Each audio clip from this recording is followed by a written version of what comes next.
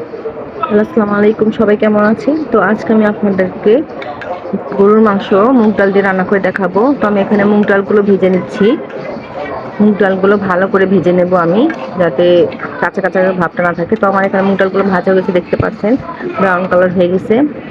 তো আমি এখন এখানে প্যান বসিয়ে দিয়েছি। এখন আমি তেল দেব পরিমাণ মতো। তেল দিয়ে আমি এখানে পেঁয়াজগুলো ব্লেন্ডার করে নিয়েছিলাম। তো আমি এখানে পেঁয়াজগুলো দিয়ে দেবো। এখানে দেওয়া হয়ে গেলে ভালোভাবে ভেজে নেব আমি পেঁয়াজগুলো ব্রাউন কালার হওয়ার আগ পর্যন্ত। তো আমার পেঁয়াজগুলো দেখছেন সুন্দর ভেজে নিচ্ছি। তো এখানে আমার পেঁয়াজগুলো ব্রাউন কালার হয়ে গেলে আমি এখানে পানি অ্যাড করে নেব। তো পেঁয়াজগুলো ব্রাউন কালার হয়ে গেছে, আমি এখানে পানি দিয়ে দিলাম। পরিমাণ মতো পানি দিয়ে আমি এখানে আদা রসুন বাটা দিয়ে একটু নেড়ে আমি এখানে হলুদ ফাঁকি, মরিচ ফাঁকি, গরম মশলাগুলো দিয়ে দিব। তো আমার বাচ্চারা এলাচি খেতে পছন্দ করেন, তাই আমি এখানে ফাঁকিগুলো দিয়েছি।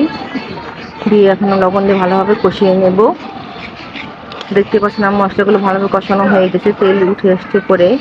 তো আমি এখানে মাংস অ্যাড করে নেব। এখানে মাংসগুলো দিয়ে দিচ্ছি, দিয়ে এখানে মাংসগুলো ভালো করে নেড়ে নেব, যাতে মশলাগুলো মাংসের মধ্যে লেগে যায়। তো তারপরে মাংসগুলো কষিয়ে নিলাম ভালো করে। তো মাংস দেখতে পাচ্ছেন কষানো হয়ে গেছে। তো আমি এখানে একটু নাড়াচাড়া করে ডাল অ্যাড করে নেব। তো এখন আমি মুগ ডালগুলো দিয়ে দেব। মুগ ডাল, কাঁচামরিচ, তেজপাতা দিয়ে এখন ভালোভাবে এগুলো মিশিয়ে নেব।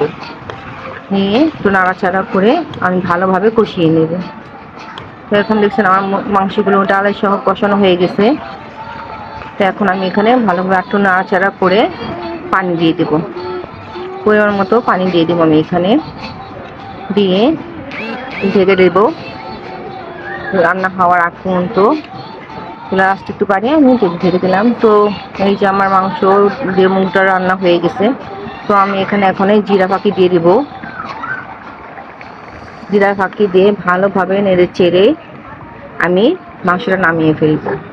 তো আমার আপনার কাছে ভালো